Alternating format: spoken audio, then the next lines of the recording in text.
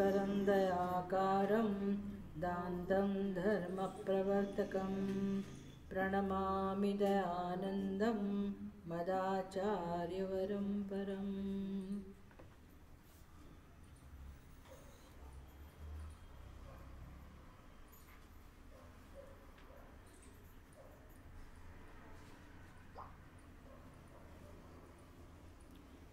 श्रीमद् भागवत एकादश स्कंद 8वां अध्याय 23वां श्लोक। पिंगलाख्यान।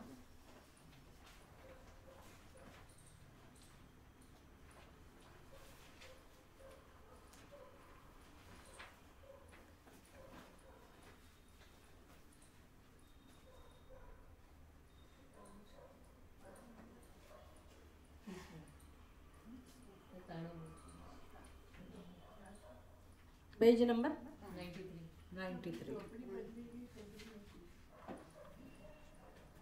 હા એવું બની શકે તમારી કિતાબ, પણ કઈ વાંધો નહીં, તમે 8મો અધ્યાય અને 30મો શ્લોક।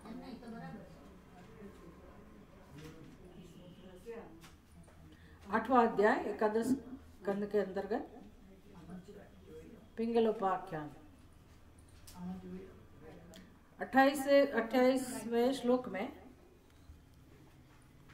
तस्या निर्विण्ण चित्तायाः गीतं शृणुयता मम निर्वेदम् आशापाशानां पुरुषस्य यथा ह्यसिः न ह्यङ्गा जात निर्वेदः देहबन्धं जिहासति यथा विज्ञानरहितः मनुजः ममतां नृप।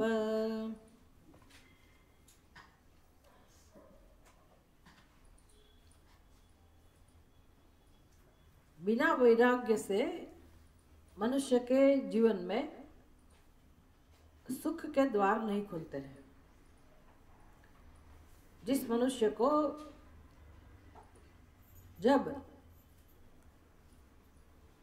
जो जन्म में, कोई भी जन्म में जब वैराग्य उत्पन्न होता है तभी वो शाश्वत सुख प्राप्त करने की योग्यता प्राप्त करता है। ये शर्त है, बिना वैराग्य से कभी सुख और शांति नहीं प्राप्त होती। तो ये पिंगला के माध्यम से हमें सिखा रहे हैं कि पिंगला अपना जो काम करती थी रोज, उसमें जब उसको निराशा प्राप्त हुई तो व्यथा उत्पन्न होने के कारण उसके अंदर जो एक चिंतन मंथन शुरू हुआ, विवेक उत्पन्न हुआ, उसमें से वैराग्य उत्पन्न हुआ और धीरे धीरे मोक्ष की तरफ वो आगे बढ़ती चली। तस्याम निर्विण्ण चित्तायाः गीतम शृणु यथा मम। तो अवधूत जी यदुनंदन जी को कह रहे कि हे नृप, हे राजन, मैंने जो सीखा पिंगला से, तो जीवन में वो सीखते ही आए हैं, कुदरत से सीखते हैं, कितने सारे तत्वों के पास से वो सीखते ही रहते हैं। तो कैसे गुरु हम बना सकते हैं? छोटी चींटी के पास से भी हम काफी कुछ सीख सकते हैं। हमारी संस्कृति में तो ये सब हमें मार्गदर्शन मिलता ही रहता है।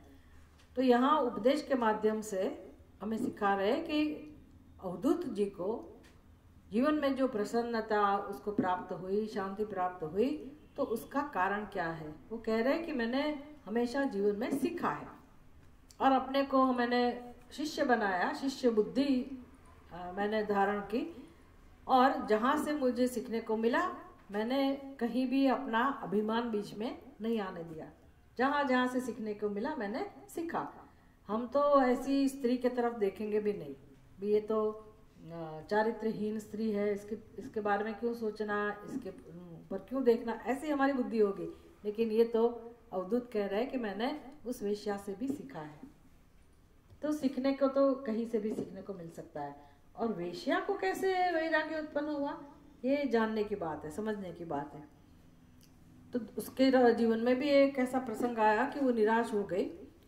तो वो निराशा के कारण जो दुख हुआ, उसके कारण वो जो सोच रही थी, इसके भाग्य खुल गए और उसके बुद्धि में, उसके अंतःकरण में जिस प्रकार के विचार उत्पन्न हुए, उसमें से एक वैराग्य प्रकट हुआ और धीरे धीरे वो सुख की तरफ सुख के लिए अधिकारी बन गई।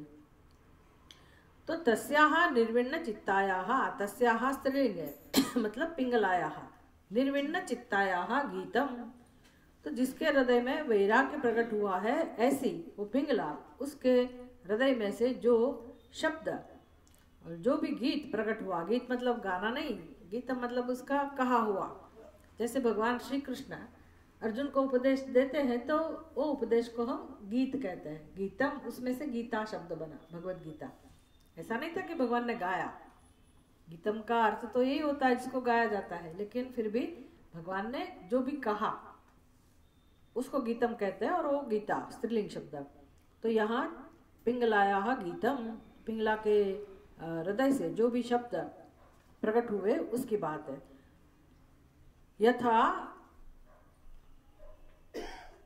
यथा गीतम मम शृणु, हे राजन मेरे पास से मुझसे उसको सुनो, जो मैंने पिंगला से सीखा और पिंगला ने जो कहा वो आप सुनो। क्या कहा पिंगला ने? पुरुष के आशा रूपी पाश के लिए वैराग्य खड्गे के समान है। तो पिंगला के हृदय में जो दुख था उसका कारण क्या था, पहले तो ये समझना पड़ेगा। वैसे तो हमें मुक्त होना है दुख में से, लेकिन आधार किसका लेना है? ये कथा का, कथा का पात्र कौन है? पिंगला। पिंगला का हृदय में जो दुख है, उसके हृदय में जो दुख उत्पन्न हुआ, तो वो कैसे दुख में से बाहर निकल रही है? दुख तो हमारे हृदय में भी है पर हमें पता नहीं कि दुख का कारण क्या है। तो पिंगला की कथा के माध्यम से हमें सिखा रहे कि पिंगला के हृदय में दुख उत्पन्न हुआ उसका क्या कारण है। तो सारी कथा हमें पता है, हमने सुनी है कि क्या कारण था। वो आशा लगाए बैठी थी, पूरा दिन वो बेचारी इंतजार करती रही, लेकिन कोई उसके पास नहीं आया। उसके मन में जो अपेक्षा थी, आशाएं थी कि कोई ना कोई धनवान व्यक्ति आएगा और मुझे बहुत सारा धन प्राप्त होगा, लेकिन आधी रात तक उसके पास कोई भी नहीं आया। तो ये जो अंदर एक आसक्ति थी, आशा थी, उसमें जब सफलता नहीं मिली उसके कारण उसके हृदय में दुख उत्पन्न हुआ। तो दुख का कारण क्या था? हम समझ सकते हैं ना, दुख का कारण क्या था? अपेक्षा कहो, आशा कहो। तो हमारे जीवन में भी हम समझ सकते हैं कि दुख का कारण क्या हो सकता है? आशा। वैसे तो दुनिया जानती ही है, वो मैंने देखा है बस के पीछे पोस्टर लगाए होते हैं, सारे दुख की माता अपेक्षा है सभी दुखों की माता अपेक्षा। हमको लगता है हाँ कितना बड़ा ज्ञान, बस के पीछे लिखा है तो कोई भी पढ़ सकता है ना, कोई ना नहीं कह सकता है, सबको अनुभव है कि बात सही है। दुख का कारण क्या है? अपेक्षा। अपेक्षा हमेशा दूसरों से होती है, अपने से अपेक्षा होती है ऐसा नहीं है, लेकिन दुख का कारण जो अपेक्षा है वो दूसरों के पास से जो अपेक्षा है वही दुख का कारण है। उसको अपेक्षा कहो, आशा कहो, आसक्ति कहो। बिना अपेक्षा से मनुष्य का जीवन हो ही नहीं सकता। भले वो ऐसे बस के पीछे लिखा और हमें लगता है कि हमें ज्ञान हो गया, हमने भी अनुभव में से निश्चय कर लिया कि कल से हम किसी से अपेक्षा नहीं रखेंगे, लेकिन दुख जाता नहीं है, दुख जाएगा नहीं। व्यक्ति भले ऐसा कहे कि मैंने छोड़ दिया अपेक्षा रखना, इसलिए मैं दुखी नहीं होता हूँ, नहीं होती हूँ, ऐसा भले कहे, लेकिन अंदर तो दुखी है, क्योंकि सहज है अपेक्षा। अपनों से ही अपेक्षा रखते हैं ना सुख की। अगर उधर से सुख प्राप्त नहीं होता है तो दुख होना स्वाभाविक है। इसलिए बिना अपेक्षा से कोई रह ही नहीं सकता। अभी हम अपेक्षा नहीं रखेंगे, अनुभव से सीखेंगे कि चलो अपेक्षा नहीं रखें, लेकिन अपेक्षा जाती नहीं है। अपेक्षा का जो कारण है वो दूर नहीं हो सकता है, इसलिए दुख भी जाता नहीं है। तो हमें काम कैसे करना पड़ेगा? दुख में से अगर हम मुक्ति चाहते हैं तो क्या काम करना पड़ेगा? अपेक्षा नहीं रखने से नहीं होगा कुछ। मैंने यही समझाया कि आप अपेक्षा छोड़ दोगे लेकिन दुख तो होगा, अंदर तो दुख होगा ही। भले उस व्यक्ति को आप कंप्लेन नहीं करेंगे कि चलो हमने तो छोड़ दिया अपेक्षा, लेकिन अंदर तो अपेक्षा है। उस व्यक्ति के पास से सुख की अपेक्षा नहीं है, लेकिन सुख की अपेक्षा तो होगी ही। क्यों होगी? हाँ? नहीं नहीं, सुख की अपेक्षा क्यों होगी?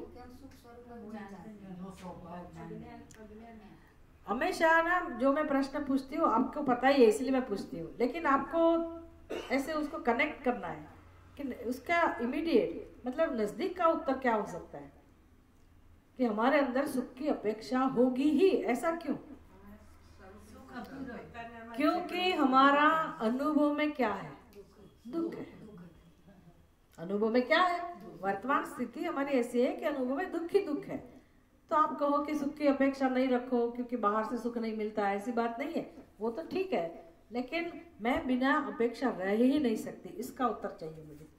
सुख की अपेक्षा के बिना हम जीवन जी ही नहीं सकते, कोई भी व्यक्ति। क्यों ऐसा है? सुख तो हमारा स्वभाव है, लेकिन सुख की अपेक्षा होगी ही, क्योंकि अनुभव में दुख है, अनुभव में सुख नहीं है। ये समझना है पहले, अनुभव है ही। भले हम बुद्धि में ऐसा कहे कि नहीं नहीं नहीं मेरे जीवन में सब बराबर है, मेरे बच्चे सब सही है, ये बराबर है, वो बराबर है, लेकिन अंदर और अंदर जाके पूछो अपने आप को तो बहुत कुछ कंप्लेन है, बहुत कुछ विषाद है, गहरा विषाद है, शोक है, ये जन्म का नहीं, जन्मों जन्मों का। उसका क्या करेंगे? अंदर दुख है, इसलिए सुख की अपेक्षा तो होगी ही। मैं अभी बाहर सुख की अपेक्षा नहीं रखूंगी, लेकिन मेरे पास भी तो सुख नहीं है ना, है तो दुख ही। तो क्या हम सफल हो गए? अपेक्षा नहीं रखने से हम सफल हो गए?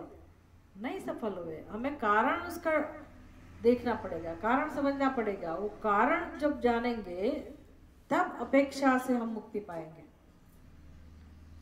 कि अपेक्षा का कारण क्या है। हम खुद दुख का अनुभव कर रहे हैं, तो दुख के अनुभव का कारण क्या है ये जानना।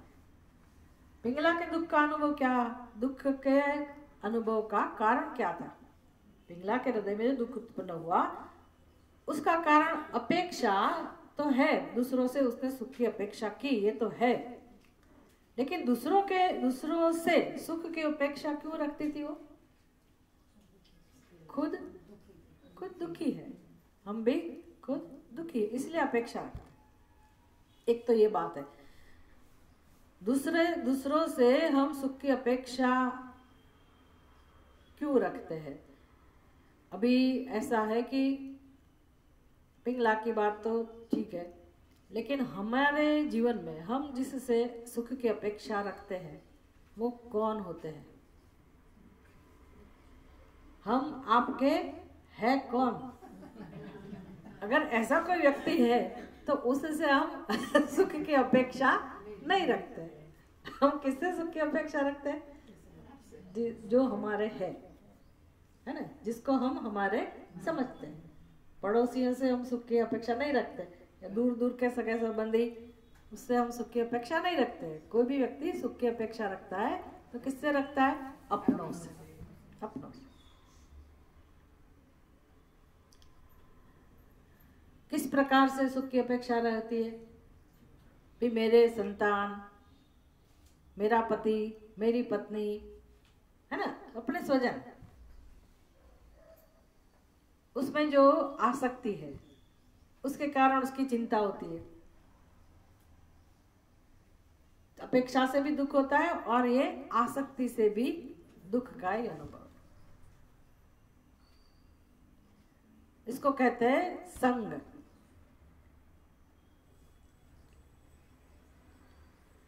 ततः पदम तत्परिमार्गितव्यम। नहीं, वो तो बराबर है, लेकिन ततः मतलब बाद में, तत्परिमार्गितव्यम, ये जो वाक्य है ना भगवान का, उसके पहले का वाक्य क्या है? पहले क्या काम करना है? तो जहां जहां आसक्ति है, जहां जहां संग है, जिसके साथ, मैंने समझाया कि संग किसके साथ होगा? अपनों के साथ ही होगा। वो तो हम कहते हैं अपने हैं, लेकिन वास्तविकता तो कुछ और है।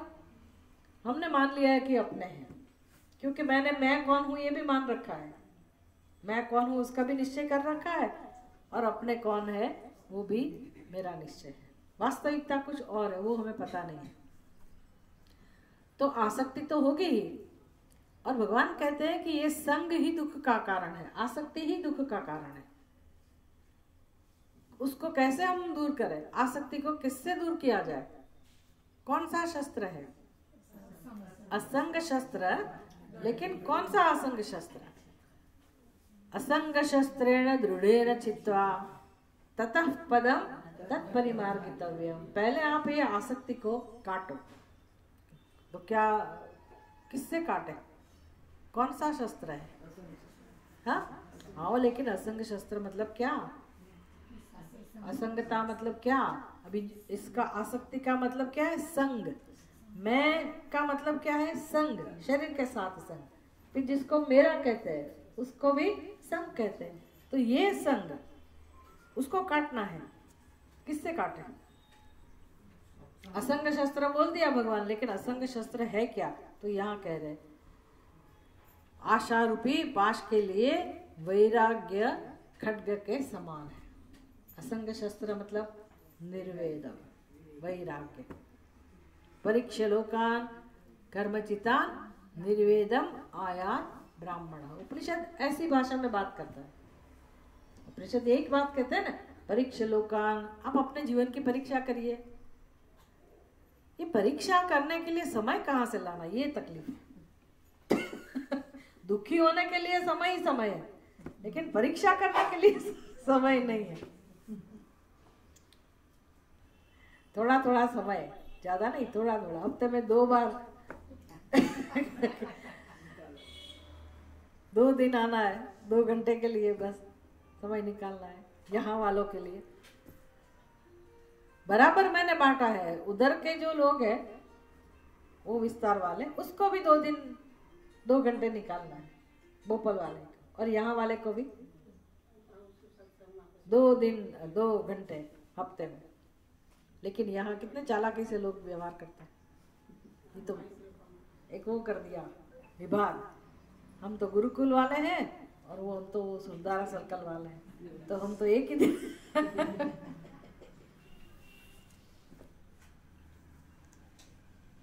कोई कोई तो 2 महीने के अंदर दिखते हैं, कोई कोई 6 महीने के बाद भी नहीं दिखते हैं, पता नहीं क्या हो जाता है। तो असंग शस्त्र को जानना तो पड़ेगा ना। जब तक उसको जानेंगे नहीं तो संग कैसे कटेगा, आसक्ति कैसे कटेगी? आसक्ति को हम अगर जीवन में ये काम नहीं करेंगे, आसक्ति को दूर करने का काम नहीं करेंगे, तो वैराग्य उत्पन्न नहीं होगा। और वैराग्य उत्पन्न नहीं होगा तब तक सुख शांति की अपेक्षा हम नहीं रख सकते। भले बाहर से आपने छोड़ दी अपेक्षा, लेकिन हमारे पास से भी हमें शांति नहीं मिलेगी। है तब भी नहीं मिलेगी। अगर नहीं है तो नहीं मिलती है, चलो बाहर है ही नहीं, सुख बोल दिया किसी ने, इसलिए हमने अपेक्षा छोड़ दी। अच्छी बात है, समझ में आ गया कि बाहर से सुख मिलने वाला है नहीं, क्योंकि मिलने की संभावना भी नहीं है, उधर है ही नहीं। ये तो काफी आगे ये व्यक्ति सोच सकती है। लेकिन सुख मिला तो नहीं ना, मिला तो नहीं ना, मिलना तो चाहिए ना, तभी हमारा काम हुआ। मिलेगा तो कहाँ से मिलेगा? कहीं तो मिलना चाहिए। बाहर नहीं मिलता है तो अंदर तो मिलना चाहिए। तो अंदर मतलब क्या? हृदय के अंदर, बुद्धि के अंदर। कहाँ से अंदर? अंदर बंदर कुछ नहीं है, शरीर के अंदर सुख नहीं है। अंदर मतलब आपकी खुद की बात है, अहम, मैं की खुद की बात है। मैं, मेरा स्वरूप आत्मा, वो सुख स्वरूप है। उसका, वो सुख का अनुभव कब होगा? जब वैराग्य उत्पन्न होगा। वैराग्य कब उत्पन्न होगा? जब आप जीवन में परीक्षा करना सीखेंगे। अनुभव तो है लेकिन परीक्षा नहीं है। बुद्धि से परीक्षा मतलब बुद्धि से चिंतन करना है अपने जीवन के बारे में। परीक्ष लोकान मतलब कर्मचितान लोकान परीक्षा। आपने इतने जन्मों से इतना पुरुषार्थ करते आए हैं, तो पिछले जन्मों का पुरुषार्थ करके जो भी पाया था वो तो लेके नहीं गए, फिर प्रकट हुए, फिर इतना पुरुषार्थ किया, अभी जाने वाले हैं, अभी नहीं। लेकिन कुछ ना कुछ समय में तो जाएंगे ना। तो क्या लेके जाएंगे? कुछ लेके जाएंगे, इधर ही इधर छोड़ के जाएंगे ना। तो फिर वही के ऐसे ही जाएंगे, दुखी ही जाएंगे। जैसे आए थे ऊपर से ज्यादा दुख बढ़ाकर हम जाएंगे। तो क्या पराक्रम किया जीवन में? क्या काम किया? गाड़ी बंगले बना दिए, परिवार बढ़ा दिया, सब सब है वो इकट्ठा कर दिया, लेकिन अपना दुख तो दूर हुआ नहीं, तो क्या काम किया? कुछ काम नहीं किया ना।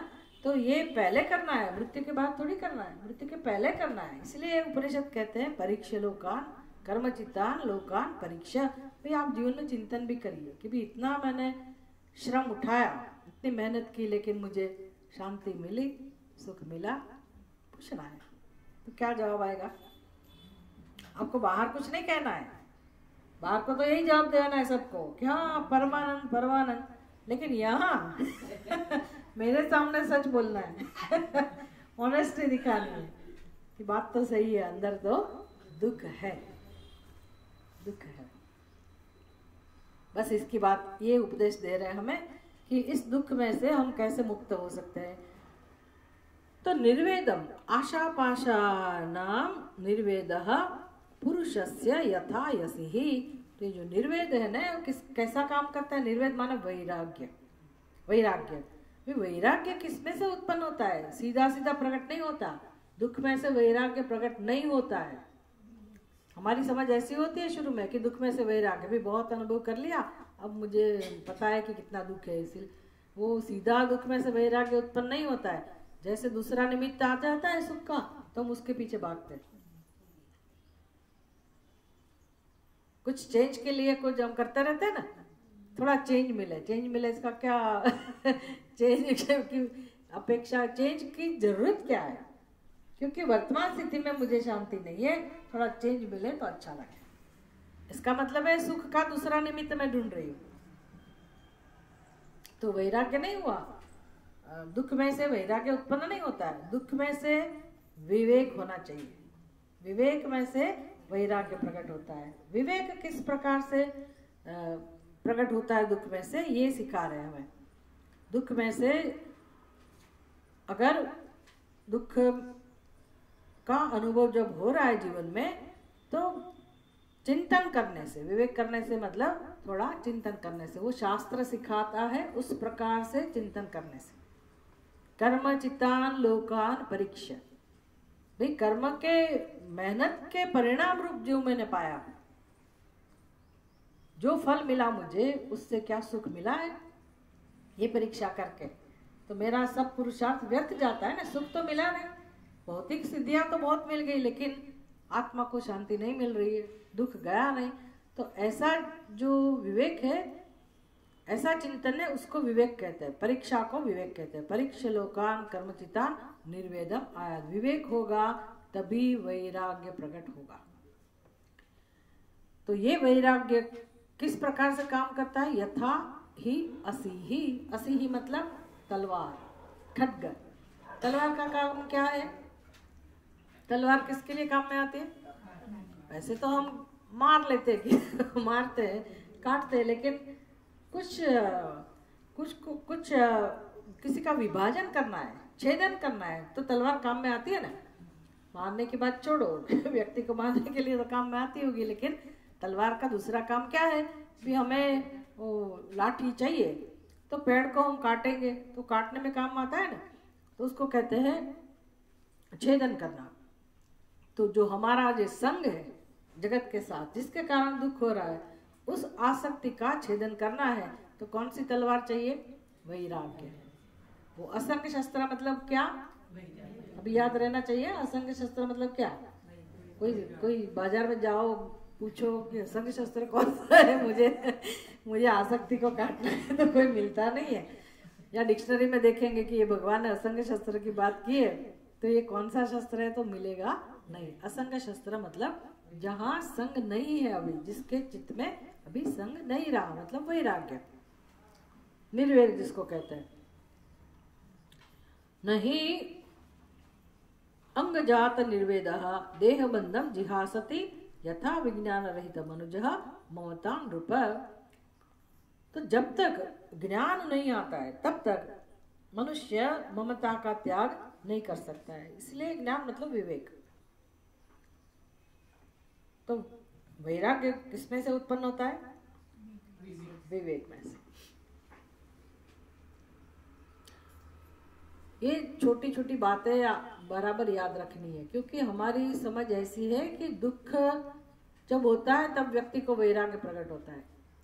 मुझे अपने बड़े गुरुजी याद आते हैं। उन्होंने जब संन्यास लिया स्वामी दयानंद जी ने, तो उसके अड़ोस पड़ोस में जो लोग थे उसकी माता के पास आए और जाके रोने लगे, अरे रे आपके बेटे ने क्यों संन्यास ले लिया, क्या हो गया था उसको, क्या कोई बीमारी आ गई, क्या वो लड़की मतलब नहीं मिली शादी के लिए, क्यों उसने संन्यास ले लिया। इसका मतलब क्या है, लोग क्या समझते हैं, संन्यास कौन लेता है? जिसको निष्फलता प्राप्त होती है जीवन में कुछ काम है तो वो ऐसी निष्फल व्यक्ति संन्यास लेती है। ऐसी लोगों की समझ है कि दुख होने से अपने आप मतलब वैराग्य आता है। ऐसा नहीं है, ये हमें समझ सुधारनी है। चलो इतना तो अभी उम्र में कहना पड़ेगा कि सभी को दुख का अनुभव है, इसलिए वैराग्य उत्पन्न होने की संभावना है। लेकिन जब दुख है तभी वैराग्य उत्पन्न हो ये जरूरी नहीं है। वैराग्य किसमें से उत्पन्न होता है? विवेक में से। क्योंकि जगत सारा दुखी है लेकिन सबके अंदर वैराग्य उत्पन्न नहीं होता है। कहाँ वैराग्य उत्पन्न होता है? जो व्यक्ति विवेक करता है। जरूरी नहीं है कि दुख हो, दुख ना हो तभी हम बुद्धि का उपयोग करें, ये सब समझे। आत्मा अनात्मा विवेक अगर हम कर सके, नित्य अनित्य वस्तु विवेक अगर हम कर सके, तब भी हमारे हृदय में विवेक उत्पन्न हो सकता है। विवेक में से वैराग्य उत्पन्न हो सकता है, भले हम दुखी ना हो। पर ऐसा है कि दुखी है, क्या करें। लेकिन मान लो कोई व्यक्ति के जीवन में दुख ना हो तो बुद्धि तो है ना, और उसको क्या चाहिए वो तो जान सकता है। तो नित्य सुख की अपेक्षा हमेशा कहाँ से रखनी चाहिए? नित्य जिसका स्वभाव है उस वस्तु से। तो नित्य स्वभाव किसका है जगत में? आज शाम को ही वो टॉपिक आएगा। पिछली बार पूछा था, हाँ हाँ हम तो आएंगे, शाम रात को कोई दिखता नहीं है। तो बुद्धिमान व्यक्ति विवेक करके वैराग्य उत्पन्न कर सकता है। मतलब इसके उसके हृदय में ना ना ना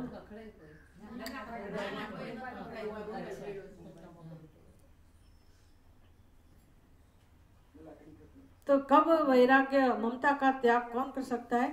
जिसकी बुद्धि में विवेक है। हे तात, जिसको वैराग्य नहीं है वह पुरुष कभी देह बंधन को नहीं छोड़ सकता। ये किसकी बात है? हमारी।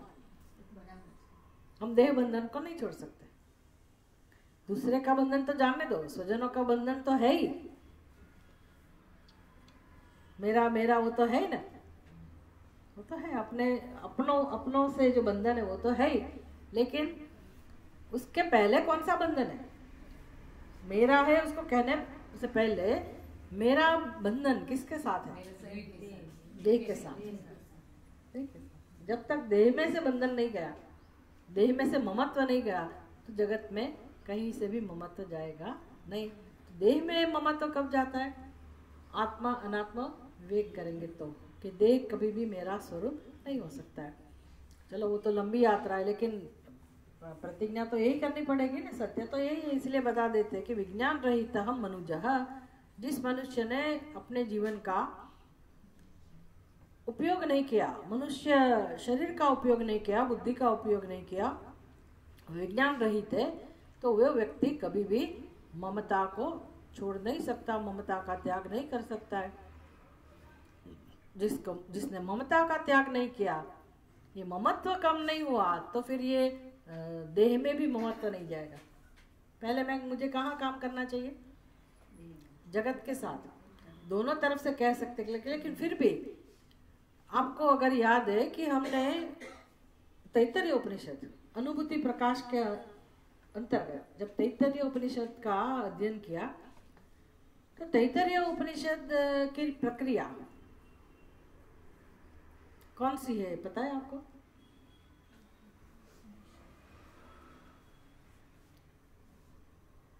क्या टॉपिक है? किस प्रक्रिया से वो हमें आत्मा अनात्मा विवेक सिखाते हैं? हाँ? पंचकोश। पंचकोश।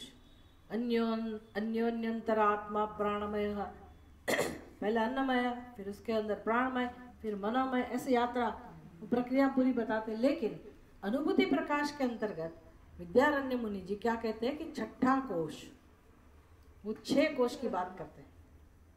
भाई 5 महाभूत है, 5 कोश से समझ में आता है, 6ठा कोश कहाँ से आया? तो कहते हैं कि हमारा जो बंधन है वो बाहर से शुरू होता है। 5 कोश तो हमारा शरीर है, लेकिन जिसको मैं मेरा कहती हूँ, जैसे मेरा घर है, मेरे स्वजन है, जिसको भी हम मेरा मेरा कहते हैं, जहाँ ममत्व है, तो वो तो बिल्कुल अलग है ना, अब इस उपाधि से तो अलग है, तो 5 कोश से तो अलग है। इसलिए ममत्व को 6ठा कोश कहा गया कि वहां से आप शुरू करो विवेक। सीधा इसके साथ कहोगे कि मनोबुद्धि अहंकार चित्तानि नाहम, ऐसे शुरू करेंगे तो कठिन होगा। तो पहले जहां जहां दूर दूर तक मेरा ममत्व है, उससे आप ऊपर उठो, है कि नहीं? ममत्व जैसे जाएगा, फिर अहम भाव, उसके साथ हम काम कर सकते हैं।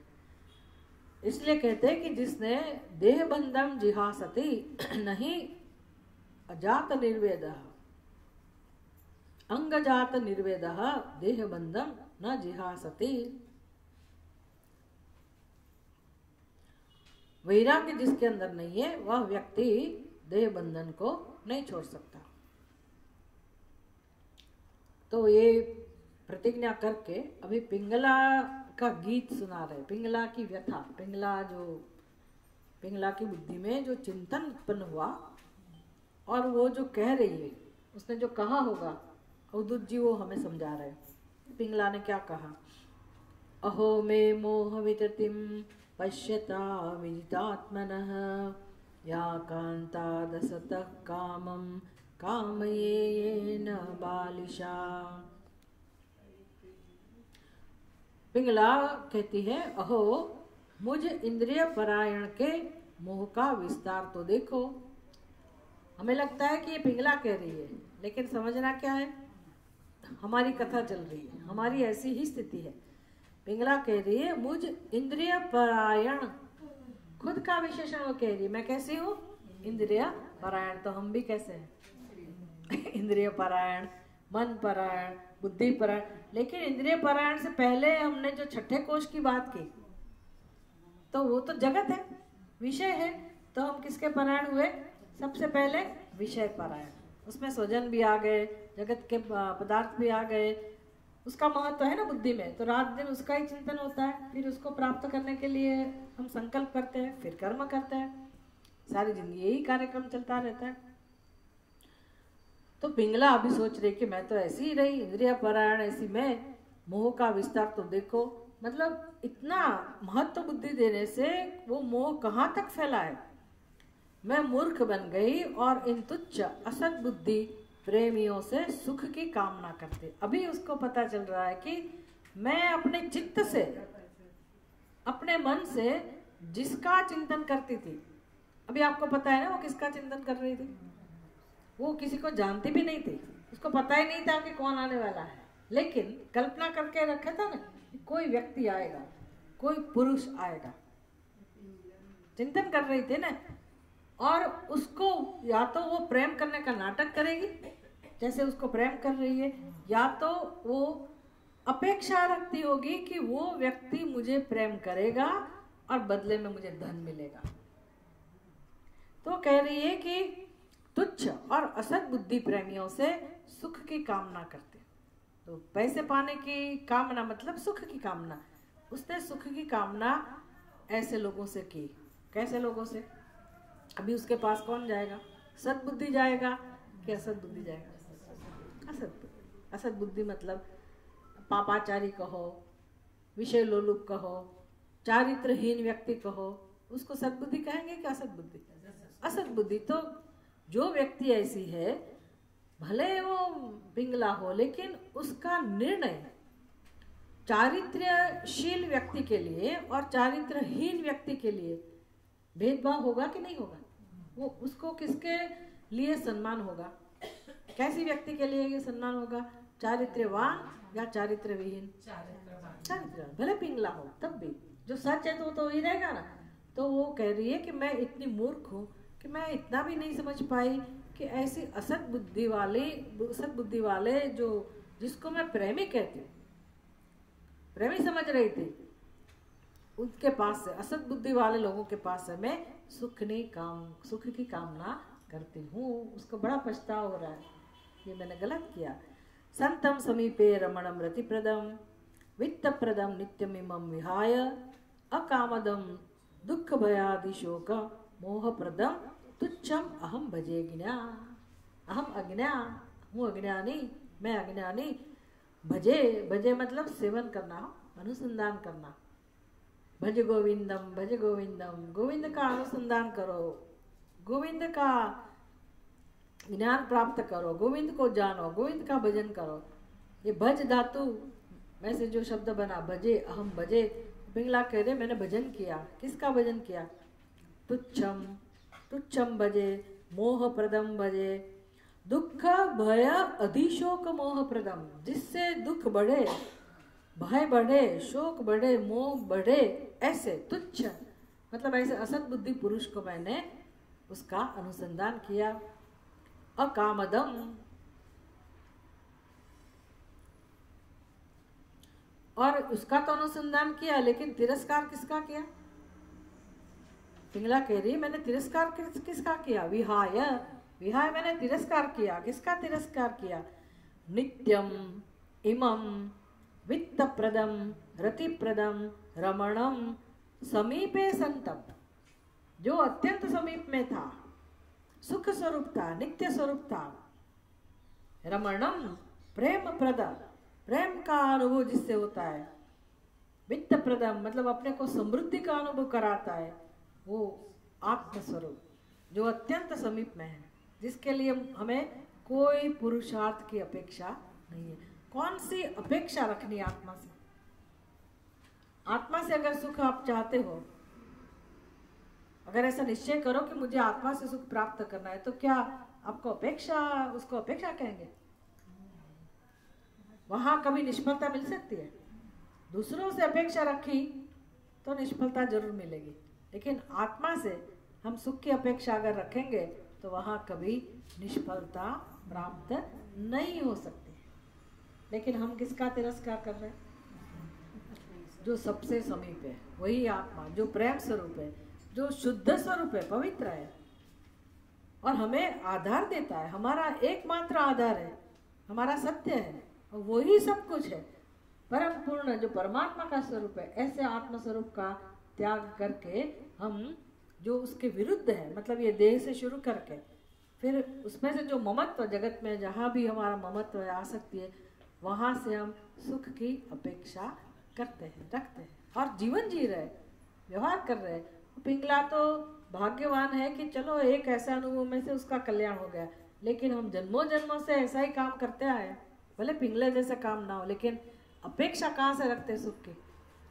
दूसरों से, दूसरों से। उसकी गलती इतनी है कि बस उसने चारित्रहीन व्यक्ति से सुख की अपेक्षा रखी, और हम जो धन है, जड़ है, ऐसे पदार्थों से, स्वजनों से, जिसको भी हम महत्व देते हैं, जिसको हम अपना समझते हैं, वहां से हम सुख की अपेक्षा रखते हैं। तो वैसे तो कोई परिवर्तन, मतलब तब क्या बोलते हैं उसको, पिंगला के सोच में, उसके जीवन में और हमारे जीवन में तुलना करो तो कोई तफावत नहीं है, एक जैसा ही है कि नहीं?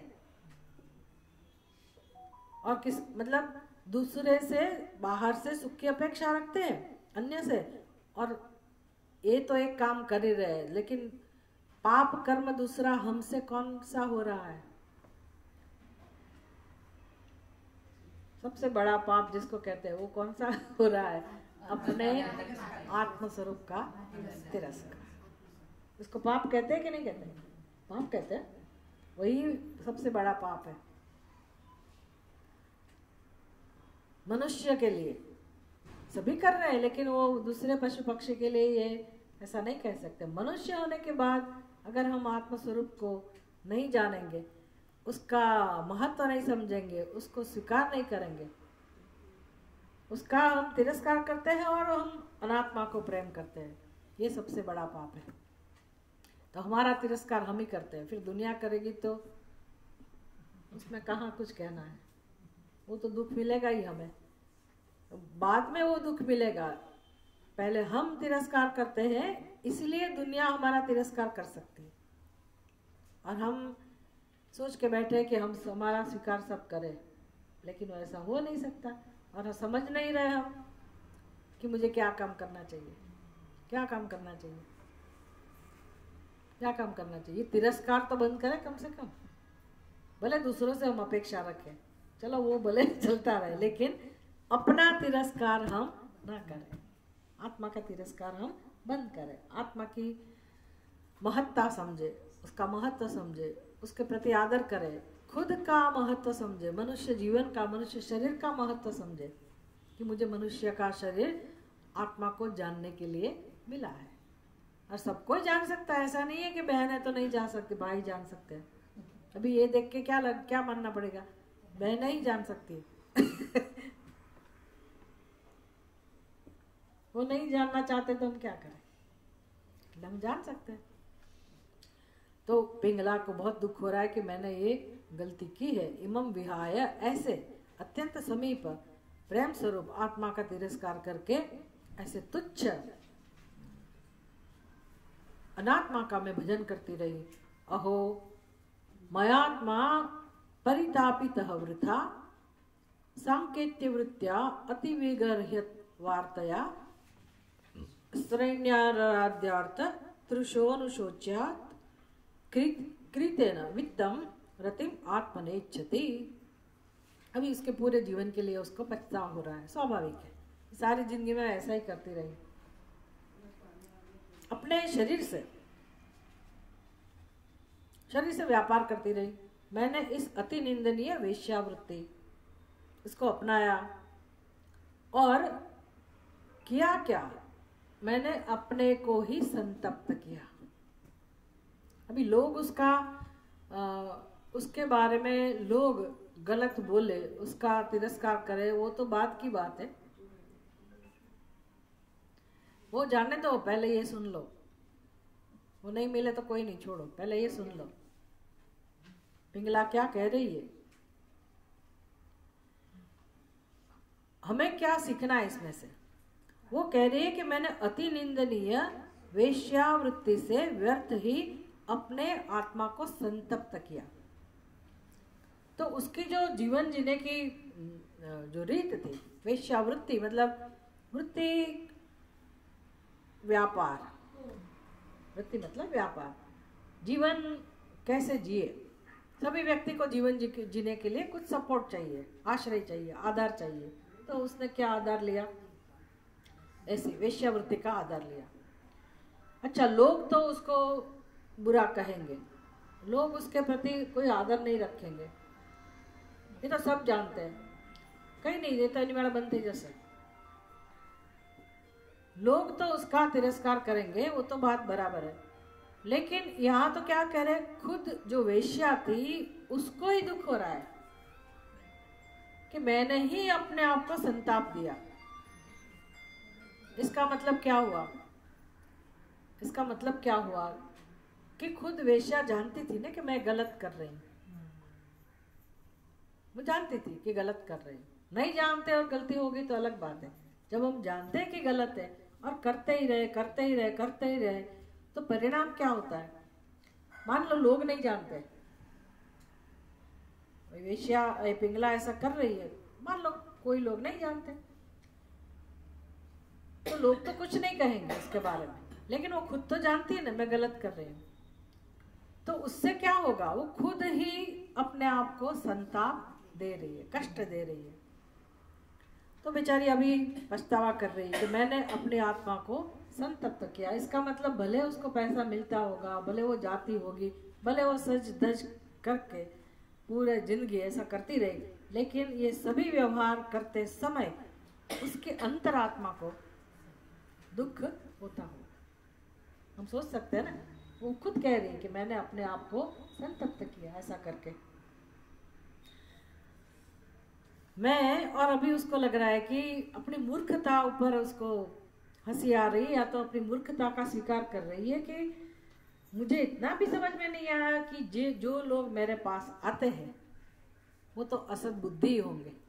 कौन आएगा, स्त्री लंपट है वही आएंगे, कोई सच्चा प्रेम करने वाला तो आएगा नहीं, उसको प्रेम पैसा देना पड़ेगा। और घर में भी उसका सम्मान नहीं रहेगा, सोसाइटी में, समाज में भी उसका कहीं सम्मान तो होगा ही नहीं। तो अगर जो सच चरित्रवान व्यक्ति है वो तो कभी उसके पास आएगा नहीं। इसका मतलब है उसके पास आने वाला व्यक्ति उसको प्रेम तो नहीं करता होगा। तो वो इतना समझ नहीं पाई, वो समझती रही कि मेरे प्रेमी आएंगे, प्रेमी आएंगे। अभी आप नाटक चेटक सब देखते होंगे, फिल्म देखते होंगे तो आपको पता होगा, ऐसे मुजरा बुजरा दिखाते हैं ना, तो उसमें डायलॉग भी ऐसे होते हैं ना कि ये मेरा प्रेमी है या उसको प्रेम होगा, ये हो गया, ऐसे डायलॉग होते हैं। तो इसका मतलब है वो दिखावा तो करते ही होंगे कि मेरी प्रेमिका है, या तो वो कहती होगी कि ये मेरा प्रेमी है, ऐसा कुछ तो चलता होगा ना। तो वो कह रही है कि मैंने क्यों ऐसा समझ लिया कि सब मेरे प्रेमी हैं। अभी उसको समझ में आ रहा है कि ऐसी व्यक्ति जिसको केवल शरीर सुख में ही रस है, तभी तो आते होंगे उसके पास, तो वो कभी वास्तव में सच्चे प्रेमी नहीं होते हैं। तो ऐसे लोगों से अर्थलोलुप, स्त्री लंपट और अनुशोचनीय पुरुषों द्वारा, जिसका आचरण अच्छा नहीं है, व्यभिचारी है, ऐसे पुरुषों द्वारा खरीदे हुए शरीर से रति और धन की इच्छा करती थी। ऐसे लोगों से मैं धन प्राप्त करने की आशा रखती थी। मतलब कितनी मूर्खता थी उसके अंदर। उसने मान लिया था कि मुझे प्रेम कर रहे हैं लोग, तो कोई बात नहीं, उससे पैसा ले लो, भले पैसे मिलते हैं, प्रेम तो मिल रहा है, लेकिन प्रेम करने वाले वो थे ही नहीं। और ऐसा पैसे का क्या करना। यदस्ति बिहि निर्मित वंशस्तूणम त्वचारो मनखैः पिनद्धम क्षरन् नवद्वारम अगारमेतम विण्मूत्रपूर्णम मदुपैति कान्या। अभी विवेक शुरू हुआ।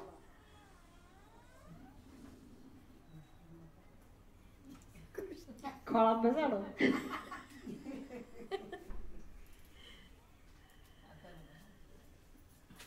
यदस्तिभिः निर्मित वंश स्थूलम।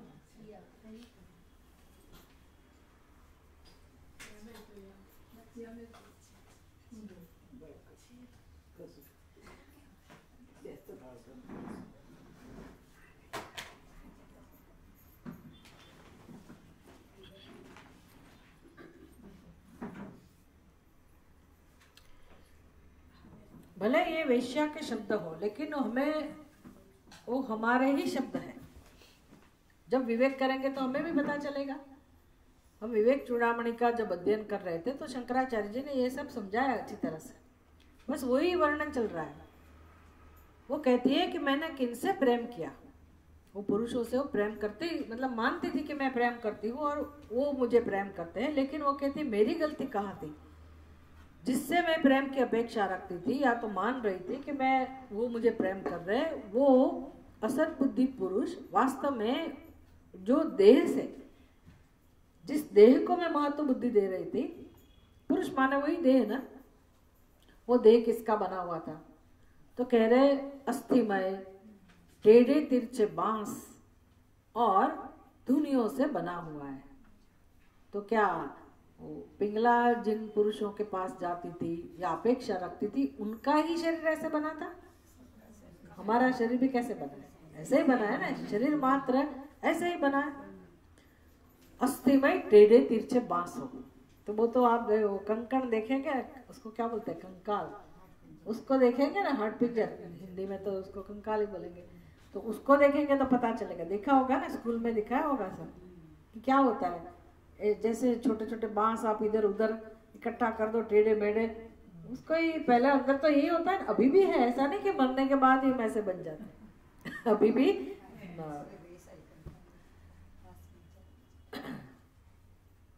उसको क्या कहते होंगे, मूल में कहो, मतलब पहले एक स्ट्रक्चर होता है ना मकान का, जैसे कोई स्ट्रक्चर हो पहले, फिर उसके ऊपर आप ये सीमेंट प्लास्टर करेंगे, रंग रोगान करेंगे। ऐसे हमारे अंदर भी एक ऐसा स्ट्रक्चर बना है। किसका बना है? हड्डियों का। वो बस ऐसे टेढ़े तिरछे बांस हो और धुनियों से बना हुआ है। फिर उसके ऊपर वो सप्त धातु, मांस, मज्जा, ये सब भरा हुआ है। त्वचा, फिर ये बाल, फिर नख, ये सब भगवान ने अच्छी पैकिंग करके दी है। अगर ये सब निकाल दो तो वो सब भागेंगे, देखने लायक कुछ भी नहीं होगा। अंदर तो ऐसा ही है। अभी ये माया किसको कहते हैं पता है? इसका नाम माया है कि हमें कभी ऐसा सोचने का अवसर ही नहीं मिलेगा। हम ऐसा सोचेंगे ही नहीं कि ऐसे होते हैं क्या हम। हमें तो क्या दिखता है, आहा मैं कितना सुंदर हूँ, मैं कितनी सुंदर हूँ, मेरे बाल कितने सुंदर है, मेरे नाखून कितने सुंदर है, ये है वो है, बस ऐसे ही चलता रहता है। मतलब हमारी नजर कहाँ तक है? चमड़ी तक, ऊपर ऊपर का ही देखते हैं। क्या हम ये जान नहीं सकते हैं कि चमड़ी के पीछे क्या है? कौन ऐसा है नहीं जानता है? किसी को घाव नहीं हुआ ऐसा कोई होगा? कभी न कभी घाव भी होता है, हड्डी टूट भी जाती है, नाखून भी काटते हैं, बाल भी कटवाते हैं। तो जब तक बाल यहाँ है तब तक हमें ऐसा ऐसा करते रहेंगे, और वही बाल जब नीचे गिरे फिर हटाओ हटाओ। नाखून भी घर में नहीं काटेंगे, लेकिन मेरी उंगली पर होगा तब तक तो मैं। तो थोड़ा तो मतलब अगर हम जानना चाहे, विचार करें, तो हम सोच तो सकते हैं कि कहीं गलती तो हो रही है। तो वास्तविकता का वर्णन हो रहा है कि शरीर तो ऐसा ही है, नखों से आवृत है, त्वचा से, रोम से आवृत है, फिर नाशवान, परिवर्तनशील। दूसरा क्या है उसके अंदर? मल मूत्र से भरा हुआ, वीण मूत्र पूर्ण, नवद्वारों वाला। ये शरीर वास्तव में घर है। हमें तिरस्कार नहीं करना है, ये सब जान के विवेक करना है। ये वर्णन किस लिए है? विवेक करने के लिए कि भी जैसे ये घर बना हुआ है, ऐसे ही भगवान ने हमें रहने के लिए ये शरीर रूपी घर बनाया है। तो ये घर है, मैं नहीं हूं, घर है। लेकिन हमारी बुद्धि, मतलब हमारा निर्णय क्या है? मैं।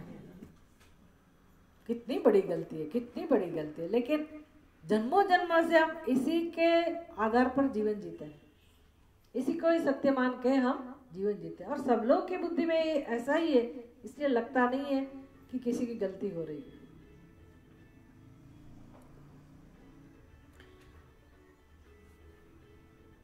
तो मैंने ऐसा शरीर को अपना पति समझकर मैं उसका भजन कर रही थी, चिंतन कर रही थी। विदेहानां पूरे ही अस्मिन् अहम एकाएव मूढ़धिः यान यम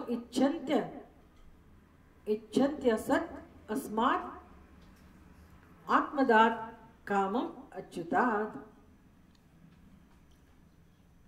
विदेहानां पुरे, विदेहानां पुरे मतलब उस जो जहाँ रहती थी ना, उस नगरी का नाम, पूर का नाम विदेह था। विदेह नगरी में अभी उसको लग रहा है कि मैं एक ही मूर्ख हूँ।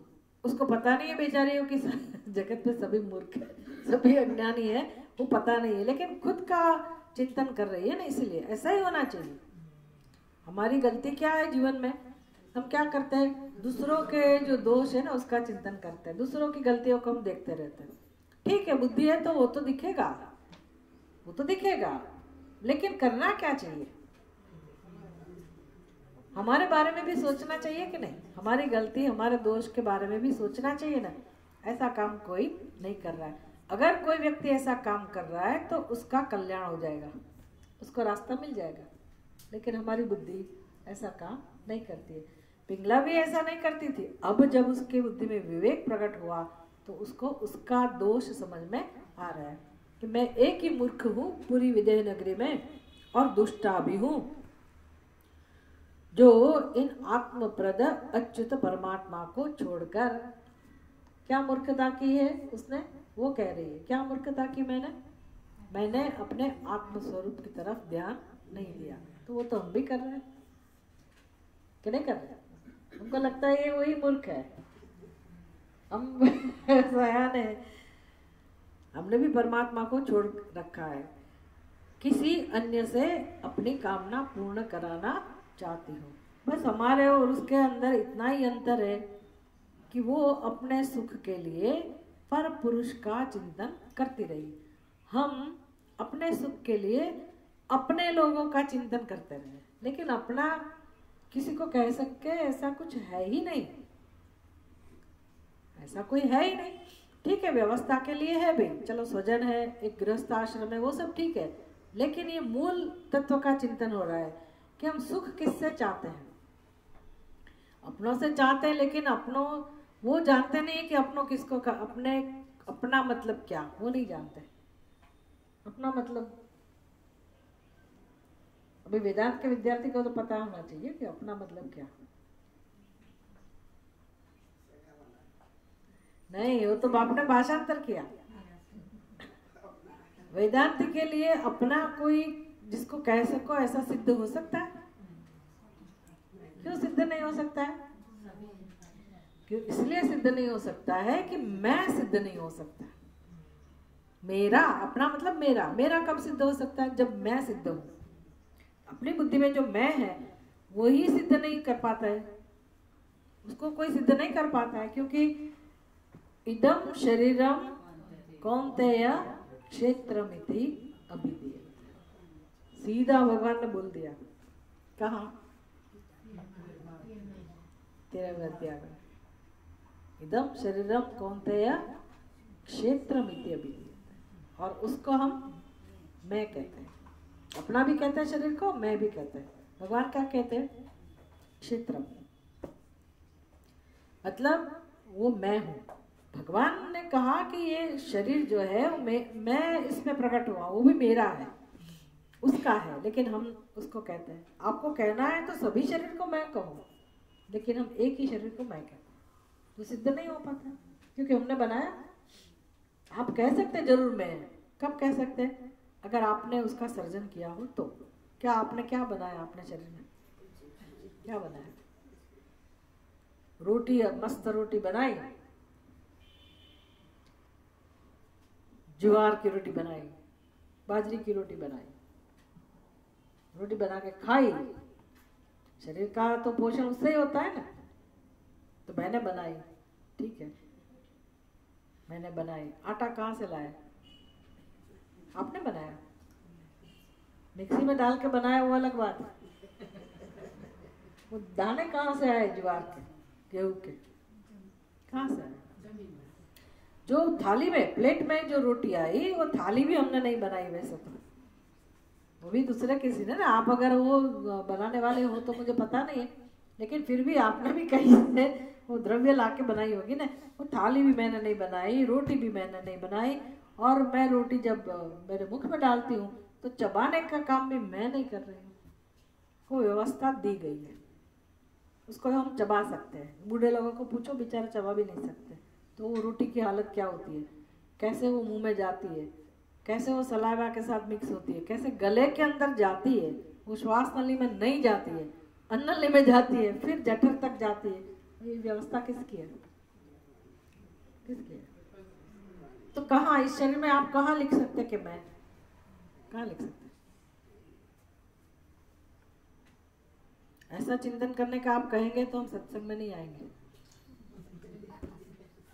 सारा सब कुछ छोड़ना पड़ेगा ना, फिर मेरा जीवन कैसे चलेगा?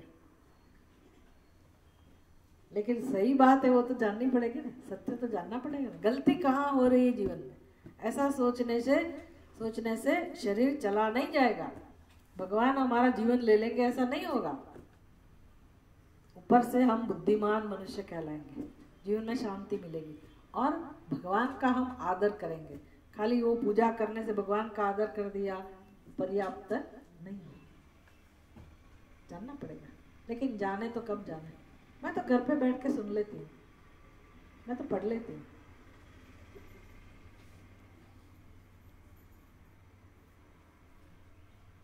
अच्छा, ये जानने से दुख होता है कि सुख होता है? क्या लगता है आपको? कहाँ सुख के लिए क्या मिला आपको? क्या निमित्त मिला कि सुख का अनुभव होता है? क्या कारण है सुख का? विवेक। ये जानना मतलब ज्ञान, विवेक। उससे क्या मिला? सुख।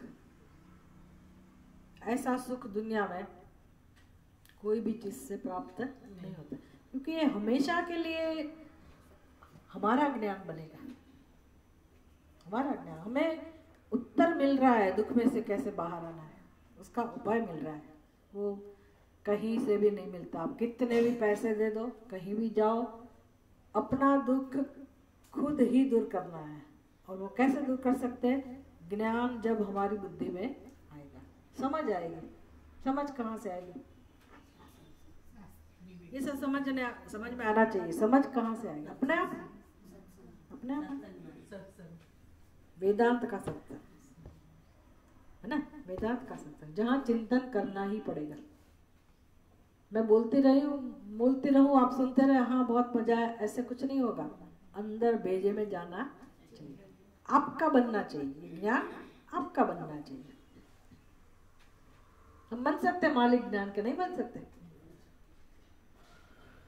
हम अपनी बुद्धि से काम करके हम अपने को ही दुख में से मुक्त कराते हैं। उद्धरे आत्मना आत्मा। तो सबसे महत्वपूर्ण काम ये है कि नहीं जीवन में? प्रायोरिटी किसको देनी चाहिए? सबसे महत्वपूर्ण काम तो यही है ना। अभी नीचे पैर रख नहीं सकते, फिर कभी एक दिन आएगा हम चल नहीं सकेंगे, हम सुन नहीं सकेंगे, हम देख नहीं सकेंगे, तब क्या करेंगे? लेकिन यहाँ जो हमने जमा करके रखा है वो तो काम में आएगा। तो अभी से, अभी भी बहुत देरी हो गई है, लेकिन जो भी भगवान ने समय दिया है, हम थोड़ा थोड़ा भी विवेक करना सीख लें।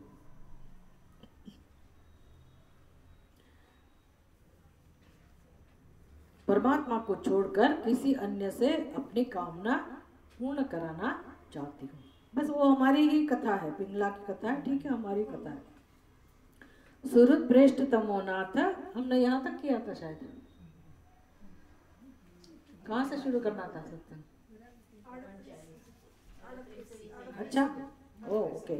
सुहृद प्रेष्ठ तमोनाथ आत्मा चायम शरीरेण तम विक्रियात्मान एव अहम रमेन अनेन यथा रमा।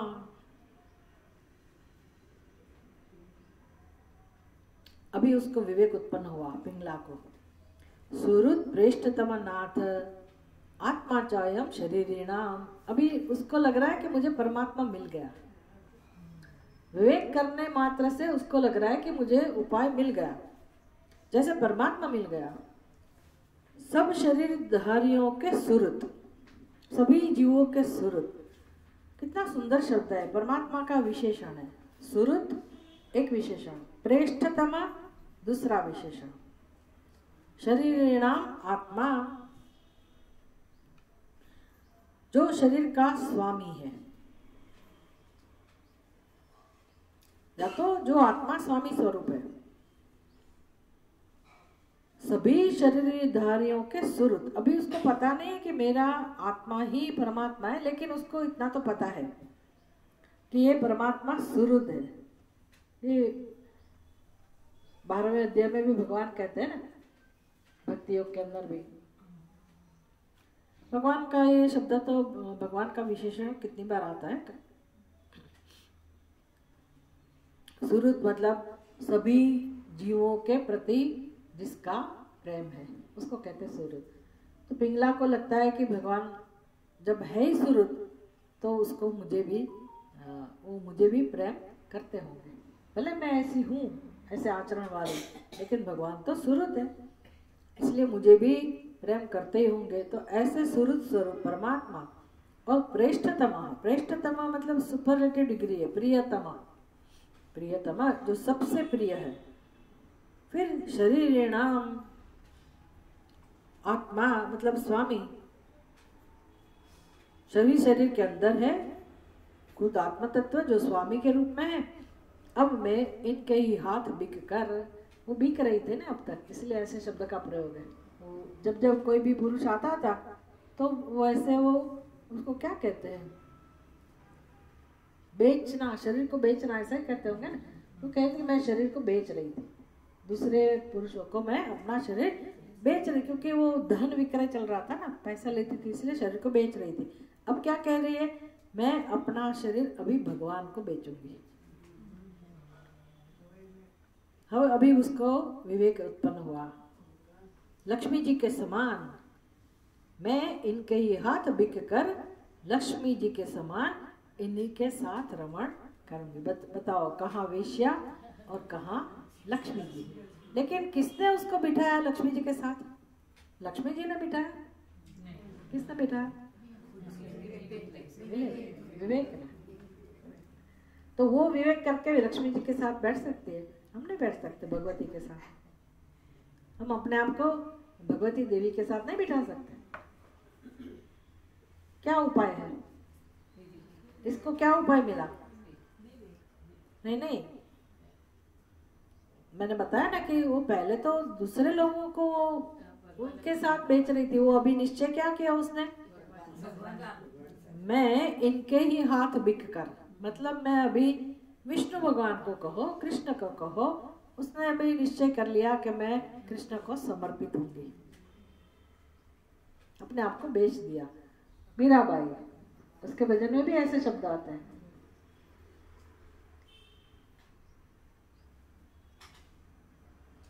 बोल माँ बोल माँ बोल माँ रे, उसमें आता है एक शब्द।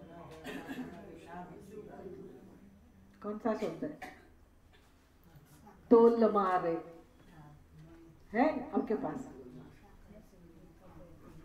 तोल माँ, तो तुलना, वो शब्द आता है। मैं भगवान ने बराबर तोली ने લીધેલો છે।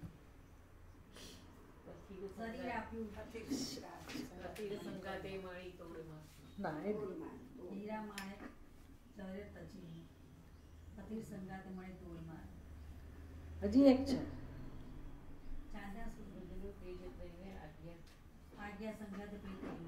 પછી એ તો પહેલા છે। અંતમાં શું છે? શરીર આપ્યું સમતોલમાં। एक हजी बीजू भजन पण छे जेमा जिसमें वो कह रही है मीरा कि मैंने कोई सस्ता सौदा नहीं किया, मैंने पूर्ण अच्छी तरह से भगवान को माप तोल करके भगवान को पसंद किया है। ओ मैं जब आएगा याद तो कहेंगे। लेकिन शरीर आपकी समतोल में ठीक है, चलो पुण्य पाप दोनों जब बैलेंस हुआ तब मनुष्य का शरीर मिला, वो अलग बात है। लेकिन कृष्ण को मैंने ऐसे वैसे नहीं लिया है, उसको खरीदा है, जैसे अपने आप को समर्पित करके और बुद्धिपूर्वक भगवान की पसंदगी की है। तो ये पिंगला ने भी सोच समझ के अभी अपने आप को बेच दिया। किसको बेच दिया? भगवान। वो वही जानती थी, इसलिए उसने ये शब्द प्रयोग किया कि मैंने अपने आप को बेच दिया। हम भी समर्पित है ना जगत को, अनात्मा को। लेकिन जब हम अपने कृष्ण को समर्पित होंगे, अपने आप को जब हम भगवान को समर्पित कर देंगे, तो हम भी लक्ष्मी जी जैसा ही स्थान प्राप्त कर सकते। जरूरी नहीं कि भगवान के चरणों में बैठे और लक्ष्मी जी जैसा शरीर प्राप्त करें। मन से हमारे हृदय में भगवान ही रहेंगे तो आप सेवा होगी। मन बुद्धि जब भगवान में लग गया, मयि अर्पित मनोबुद्धि ही, एक ही तो साधन है भगवान को प्राप्त करने का। तो अब मैं भगवान के साथ ही रमण करूंगी। कियत् प्रियम ते व्यभजन कामा ये कामदा नरः आद्यन्तवन्तः भार्यायाः देवाः वा काल विद्रुताः।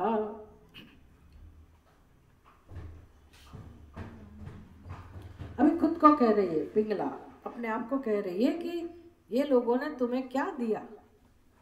ये चिंतन है। जब हम अकेले बैठ के चिंतन करते हैं तो ऐसा ही संवाद होता है। हम अपने आप को कहते हैं कि तुमने इतना कष्ट उठाया, इतनी मेहनत की, ये सब किया, तो हे जीव तुमको क्या मिला। अगर ऐसा प्रसंग आता है, कभी आप अपने आप साथ बैठते हो, दुख होता है, तो फिर आप अपने आप को समझाते कि नहीं? जैसे बच्चे को समझाते हैं हम, छोटे बच्चे को, ऐसे हम अपने आप को भी समझा सकते हैं कि क्या मिला। तुमने अपने आप को जिसको समर्पित किया, जिसका चिंतन किया, रात दिन जिसके पीछे लगे रहो, तो ये जीव तुमको क्या मिला। ऐसा बोल सकते कि नहीं? ऐसा वो कह रही है अपने आप को कि ये जो भोग और भोग प्रद पुरुष है, उन्होंने तेरा कितना प्रिया साधन किया, मतलब वो पुरुषों ने तुमको किस प्रकार से सुख दिया। अथवा और भी आदि अंत वाले पुरुष तथा काल से भयभीत देवगण है। अभी चलो ये पुरुष की बात तो छोड़ो, वो सोच रही है कि अगर देवतागण को मैं प्राप्त कर लूं तो भी वो मुझे कहाँ तक सुख देंगे।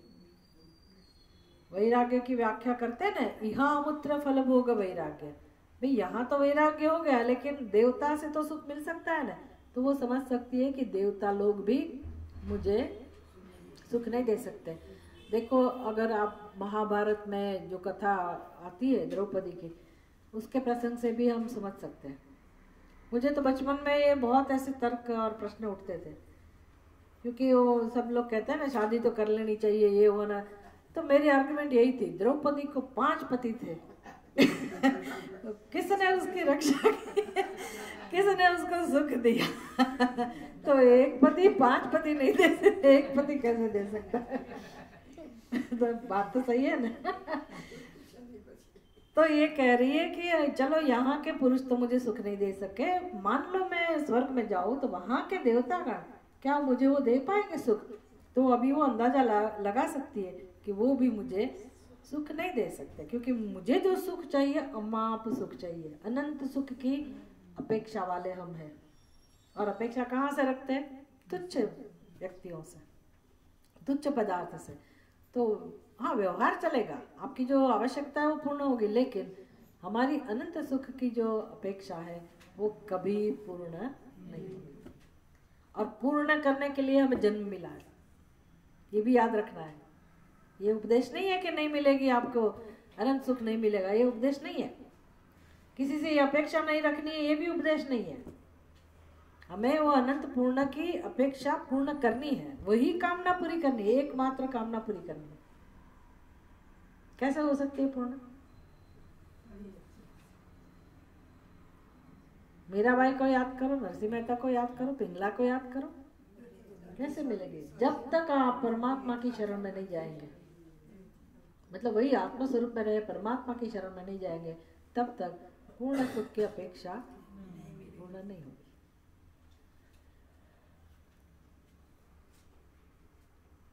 देवगण है, वे भी अपनी भार्याओं को कितना संतुष्ट कर पाते हैं। देवताओं की भी भार्या है ना देवी महतो देवाय, हम बोलते हैं ना, पूजा में नहीं बोलते,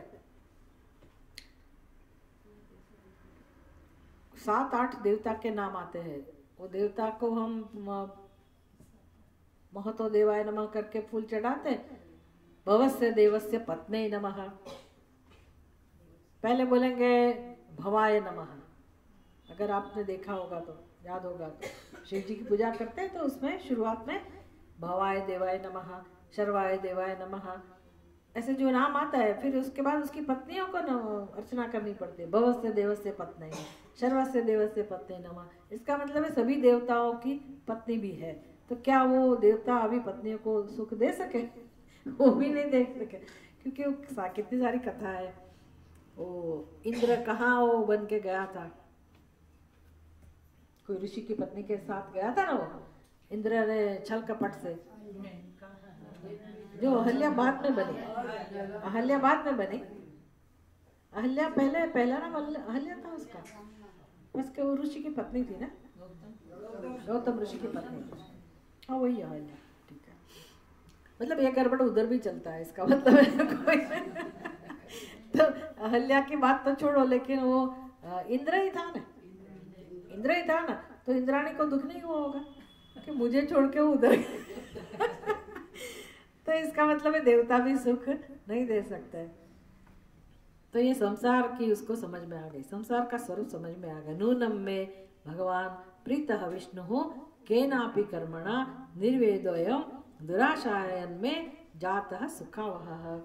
अभी उसको एक आशा अपने आप से जग रही है कि अवश्य ही मेरे किसी शुभ कर्म से, उसको ऐसा लग रहा है कि भले मैं इस जन्म में तो ये वेश्या हूं, लेकिन पूर्व में कोई अच्छे कर्म किया होगा, जिसके परिणाम स्वरूप मुझे अभी जो विवेक प्रकट हुआ, और जरूर मेरे ऊपर ये विवेक प्रकट इसलिए हुआ कि विष्णु भगवान प्रसन्न हुए हैं। भगवान की कृपा हुई, तभी मेरे अंदर ये विवेक प्रकट हुआ। और अभी इसके कारण ये जो आशा थी, असत पुरुषों से जो सुख की आशा थी, उसका अभी ध्यान आया, उसका भी भंग हो रहा है। और धीरे धीरे मुझे ऐसे संसार के प्रति वैराग्य उत्पन्न हो रहा है। तो ये अवश्य भगवान की कृपा होगी। कितना सुंदर विचार है ना पिंगला का। मेवं स्युः मंद भाग्यायाः क्लेशाः निर्वेद हेतवः ये नानुबंधं निरुत्य पुरुषः शमं मृच्छति। इसमें से चला गया।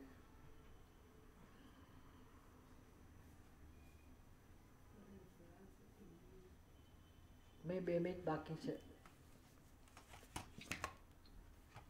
મ્યુટ તો નથી થયા પણ ના અવાજ ના બંધ થઈ ગયો છે। બિચારા ઊંચા નહીં થતું। હા 1 મિનિટ ઉભા રહો ભાઈ। અરે મારે મારો અવાજ સંભળાય તો ને? અવાજ બંધ થઈ ગયો માતાજી। પણ હવે સંભળાય છે અવાજ? હા હા અવાજ સંભળાય છે? હા ઠીક છે, ચલો।